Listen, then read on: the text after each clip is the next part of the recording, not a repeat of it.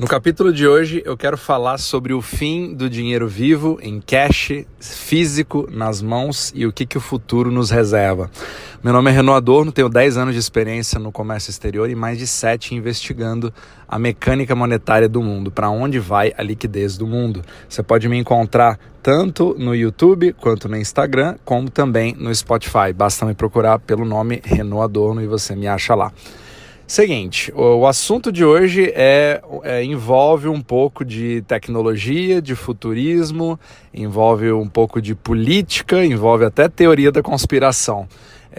O que eu quero falar hoje é sobre as CBDCs. Talvez você nunca tenha ouvido falar sobre o assunto, mas isso com certeza vai ou não afetar a sua vida de uma forma muito significativa. O que acontece é que nós temos um esforço de bancos centrais no intuito de vender a facilidade do avanço da tecnologia, onde nós não vamos precisar mais de dinheiro em cash, onde você vai ter uma conveniência muito grande, tudo já é eletrônico, tudo já fica cada vez mais simples e não tem nenhum motivo de você precisar sacar dinheiro no caixa eletrônico, ter algo em cash, em dinheiro vivo nas mãos, sempre vendendo a parte da tecnologia em si. Só que obviamente que existe todo um outro lado disso, só que a gente precisa separar um pouquinho as coisas, porque tudo começa a ficar muito confuso e a gente tem que falar sempre a gente tem que repetir isso, mas a gente tem que tirar ali o zoom e olhar tudo de uma forma macro. Provavelmente você vai se identificar com o que eu estou te falando, porque é bem provável que na sua vida você faça suas compras usando um cartão de crédito, um cartão de débito, fazendo um Pix, fazendo uma TED, um DOC, uma transferência bancária, um Wire, um ACH, dependendo de onde você estiver. E você já está acostumado, às vezes, a ver o seu saldo bancário no seu aplicativo do banco, você fazer pagamentos eletrônicos usando cartão de crédito, Apple Pay, Android Pay, todas as formas possíveis. E tudo isso já se passa de forma eletrônica, já são dígitos que você vê na sua tela, que não se trata de nenhum tipo de ativo ou reserva mudando de um lugar para o outro. Nada mais do que uma simples informação de balanços onde um banco ou uma entidade financeira comunica com a outra de dívidas que ela tem entre elas. Essa é a grande verdade, né? Dinheiro já é uma ilusão há muito tempo, e quanto mais você estuda o eurodólar, você vê que isso não está somente no eurodólar. Isso está também numa compra simples de padaria, onde você passa o seu cartão, ele está simplesmente saindo do passivo de uma empresa, indo para o ativo de outra empresa, e é simplesmente uma mensagem, uma comunicação, um acordo de cavalheiros. É muito importante você lembrar disso. Dinheiro não existe, é simplesmente uma entrada de balanço e nada mais. E aí, em poucos momentos, que são cada vez mais raros, você tem de fato o saque em cash, que aí é onde você realmente tem o ativo na sua mão. Eu quero que você comece a pensar como o cash físico, como se fosse o novo ouro. É ali que você tem, digamos assim, a certeza que você tem algo fora do sistema bancário. Só que isso está cada vez mais limitado. Você vai para um caixa eletrônico, eu, por exemplo, aqui nos Estados Unidos, se eu tiver no caixa eletrônico do meu próprio banco, eu só passo a sacar $1.000 por dia. E se você quiser sacar mais do que isso, você tem que mostrar sua identificação. Se você quiser, imagina, se você quiser sacar 100 mil, 1 milhão, aí você tem que avisar com antecedência, tem uma série de coisas. Por quê? Porque nenhum banco quer isso, ele quer que todas as transações estejam constando no seu balanço, certo? A partir do momento que você tem o cash, você saiu desse jogo. Só que os interesses pelos quais eles querem, né? Eles entre aspas, eu estou fazendo isso de propósito, eles querem que você não use o cash, são muito diferentes, porque nós temos dois tipos de eles.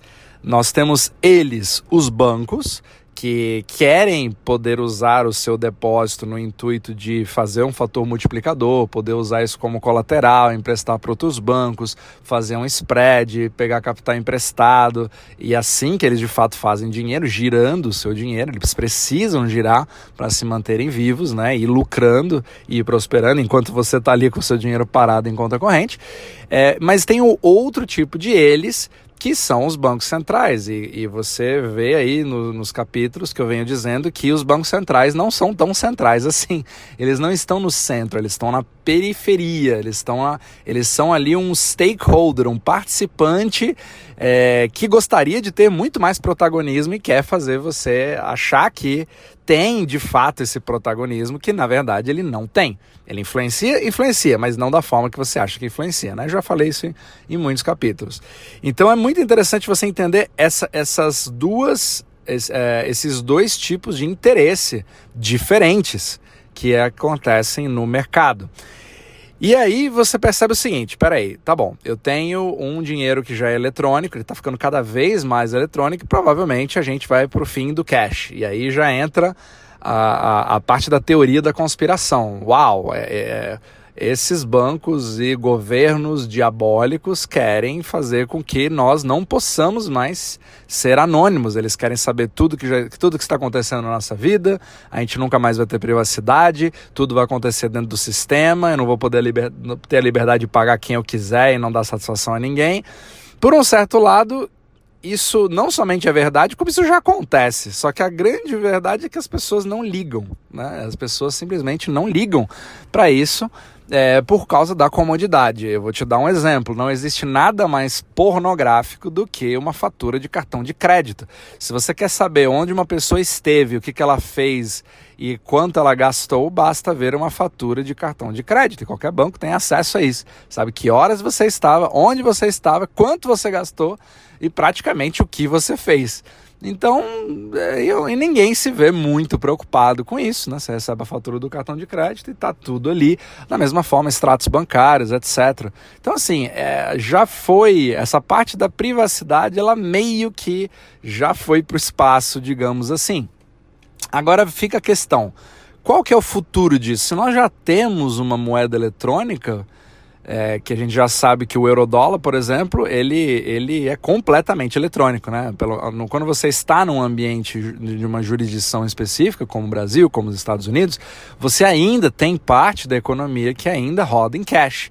Mas esse percentual está cada vez menor, e você vai comparando até com outros países na Escandinávia, que o percentual está chegando praticamente a zero. O grande objetivo é fazer com que não tenha mais cash, só que por uma série de motivos. Agora, no eurodólar, já é, por definição, simplesmente uma troca de balanços. O dinheiro nunca existiu, nem existe, nem de dólares de fato aquilo se trata. Você não tem nem notas do Federal Reserve, aquelas notas verdes, né, com os Benjamins.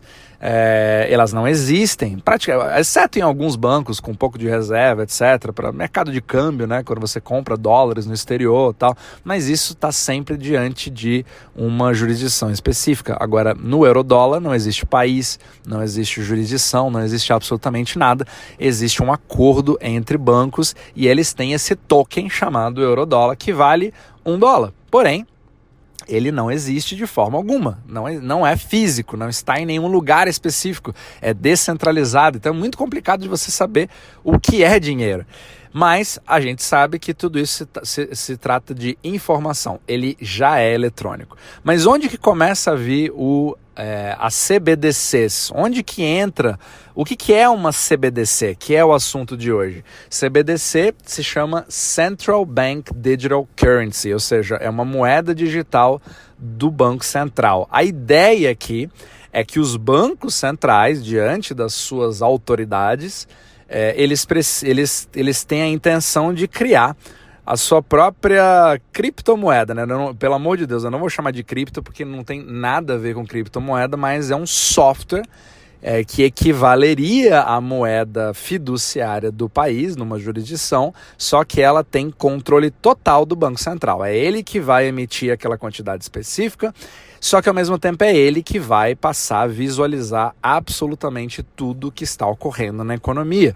E num mundo de CBDCs, você não tem aquele papel protagonista do banco em si. O banco comercial ele passa a ficar um pouco sendo jogado de lado. É o Banco Central que de fato começa a virar o que ele sempre quis ser, que é um banco central. É ele que vai controlar o market cap, quanto de dinheiro você tem numa determinada economia. Você pela primeira vez vai poder ter acesso a um aplicativo, a uma carteira, que vai te dar acesso direto a uma conta bancária sua no seu CPF, que vai te dar acesso ao Banco Central. Ele vai poder te mandar dinheiro direto. Eu não preciso mais de banco para fazer isso. Mas a custo de quê? Por que eu acho que isso vai ser interessante e que a população vai comprar essa ideia, sendo que hoje nós já fazemos transações eletrônicas? É porque vai ser muito mais fácil de fazer. É como se fosse eu estou criando o meu próprio Bitcoin. Você pode mandar para qualquer pessoa, pode mandar para qualquer lugar, pode fazer da forma que você quiser, é gratuito, é imediato, certo? Então não tem nenhum tipo de barreira, nenhum tipo de fricção. Só que pelo outro lado ele tem uma coisa muito interessante. Será que não tem realmente nenhuma fricção? A parte mais importante aí é que com essa conveniência vem a parte do controle. Por quê? Porque o software, qualquer software que você cria, seja uma moeda, seja qualquer coisa, ele é programável. Ele tem uma linha de comando onde você diz qual que é o comportamento desse token criado e qual que é o comportamento da carteira que recebe esse token. Esse é o mais importante, principalmente quando é você o criador do software dessa carteira. Por quê? Porque a partir do momento que eu programo, eu posso fazer vários programas de governo muito, muito interessantes. Digamos que tem uma próxima pandemia e eu quero fazer um estímulo à economia. Eu posso dar um auxílio família para as pessoas, dizendo que eu vou pagar R$1.000 na sua conta, ou $1.000 na sua conta, não interessa o país, só que você tem 2 semanas para gastar. Se você não gastar em 2 semanas, esses R$1.000 vão desaparecer com um passe de mágica da sua carteira, porque eu programei para ser assim. Então você percebe ali que o seu direito de propriedade começa já a ser violado, mas não para por aí. Você pode também fazer outros tipos de programação onde você pode selecionar onde aquele token vai ser utilizado. Olha, eu quero fazer um auxílio, mas você não pode gastar com roupas. Você só pode gastar isso aqui com supermercados, alimentação. Você não pode comprar uma passagem aérea. Você pode comprar aqui coisas básicas que eu julgo que sejam essenciais. Não sei se você ouviu a palavra essencial durante a pandemia, mas o governo, ele, obviamente, com o seu conhecimento e sua sabedoria, eles conseguem decidir muito bem pela gente o que é essencial e o que não é. Obviamente, eu estou falando isso com alto grau de ironia, né, ou até sarcasmo. Mas você também, na pior das hipóteses, você pode também cercear a liberdade da pessoa sem nem precisar prender a pessoa, porque nada mais interessante do que uma pessoa que está falando mal do seu governo na internet e você tem um controle total da carteira dela, você pode simplesmente bloquear a conta dela a seu bel prazer. E o que uma pessoa faz sem dinheiro? Ela não consegue nem sair de casa, ela não consegue se alimentar, ela não consegue nem receber dinheiro de outras pessoas, porque o envio para aquele CPF vai ficar automaticamente bloqueado. Você, inclusive, mesmo que tenha o dinheiro, eu posso programá-lo para que ele não possa ser comprado em meios de transporte, ou seja, você passa a ser bloqueado em todos os aeroportos para tentar fugir do país. Eu não estou falando de nenhuma teoria da conspiração, porque isso já é realidade hoje na China com o cripto, não é cripto, é o e-yuan, né? O yuan eletrônico, que já vem sendo testado em muitos momentos, e ele, juntamente com o QR Code do Covid, que permite você ou não entrar em lugares dependendo da cor que ele fica, e obviamente o motivo é completamente arbitrário, ele, em conjunto com o e-yuan, consegue bloquear qualquer tipo de ação que não seja condizente com a minha narrativa com o Partido Comunista Chinês. E isso acabou preocupando muito o Ocidente. Aí você vê cada vez mais pessoas falando sobre esse assunto, sobre o grande problema que seria a implementação das CBDCs, ou seja, não existe nenhum tipo de conveniência a mais que eu teria na minha economia, para o cidadão que de fato vai usar, porque já é eletrônico hoje. Só que isso está sendo implementado, na verdade, mais para controle. A pergunta é, isso vai dar certo? É isso que eu estou estudando cada vez mais.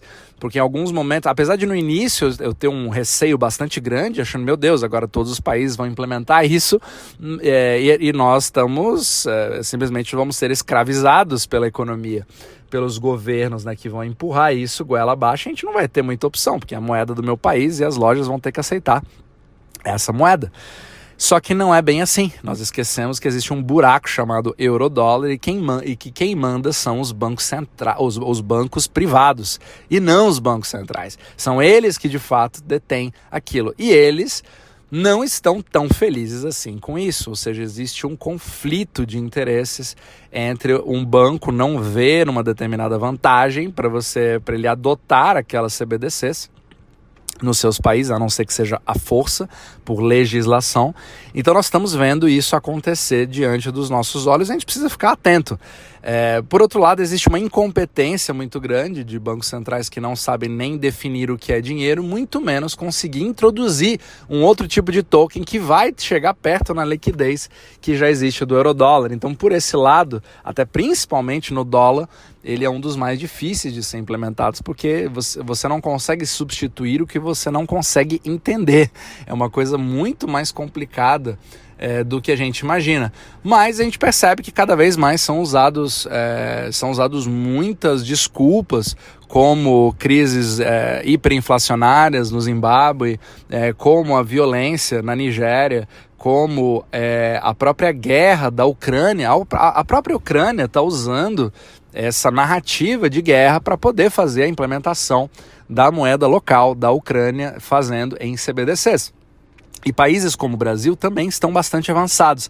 Afinal de contas, eu acredito que você nunca viu uma adoção tão rápida de um novo sistema como o Pix, como aconteceu no Brasil. Mas talvez você se lembre de histórias como um sequestro que tenha ocorrido em qualquer lugar do Brasil, fazer com que o Banco Central tenha uma decisão na qual não permite que nenhum cidadão, nenhum CPF do Brasil possa mandar Pix a partir de um determinado horário.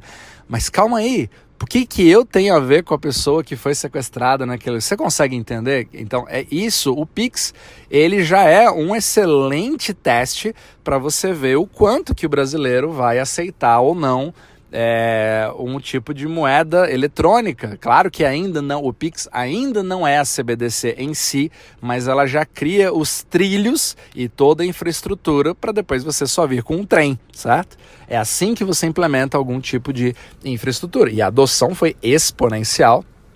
Até pessoas pedindo esmola na rua tem um QR Code para poder aceitar, e você percebe que o cash vai morrendo cada vez mais. Ninguém mais quer cash.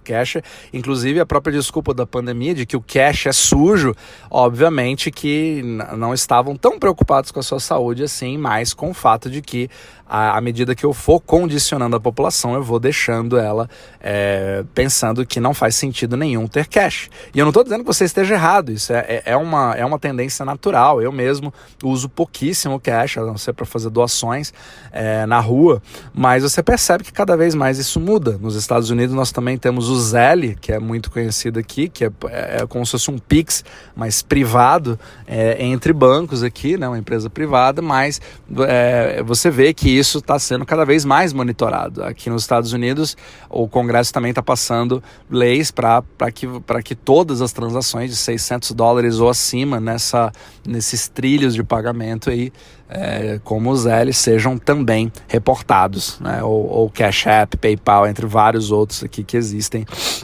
nos Estados Unidos.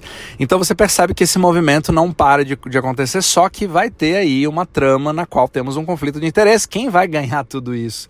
Será que são os bancos centrais? Será que são os bancos privados que de fato hoje detêm o poder?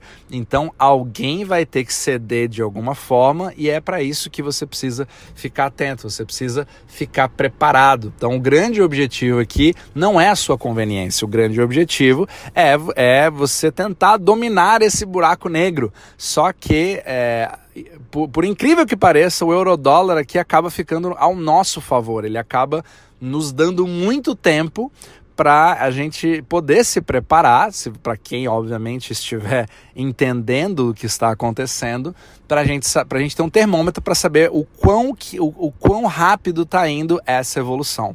Então eu ficaria atento em países mais pobres, países como a Nigéria, como o Zimbábue, como, né, El Salvador, países que estão ali, que tem realmente uma crise maior, na Argentina, Venezuela, e outros países que são consolidados, mas estão começando a ter problemas cada vez maiores, como a África do Sul. Você percebe a Austrália com planos assim de implementação muito rápida, a própria Ucrânia, e vamos ver como que esses países vão se comportar para aí você tentar se defender. É muito mais interessante você aprender com o erro dos outros antes que seja tarde demais, para que você possa fazer alguma coisa e de repente você esteja preso ao risco da jurisdição do seu país, certo? Eu pessoalmente acredito que os Estados Unidos sejam o último a adotar esse tipo de coisa, posso estar enganado, mas porque existe uma complexidade dessa dualidade do dólar com o euro-dólar. Eles têm hoje uma comunicação muito boa e o Fed não tem absolutamente nenhum controle sobre isso. Então é muito difícil você implementar o que você não consegue entender. Então a própria incompetência dos bancos centrais faz com que a gente possa ter muitas notícias de que está implementando, estamos testando, e aí criando aquele medo, né, na população, para ficar atenta, mas na verdade pode ser simplesmente um latido de um cachorro que não necessariamente vai morder. Então é muito interessante você ver isso. Na China também você está tendo protestos cada vez maiores em relação ao controle financeiro, e muitos deixaram de usar os aplicativos dos seus yuans e estão voltando para a parte da economia comum. Então você está tendo ali muitas resistências que estão acontecendo, e tudo isso, vendo os vários países, é muito importante. Você tendo essa análise macro, você consegue proteger muito melhor o seu capital e saber com que velocidade as coisas vão andando, e proteger, obviamente, o seu futuro financeiro e também a sua família.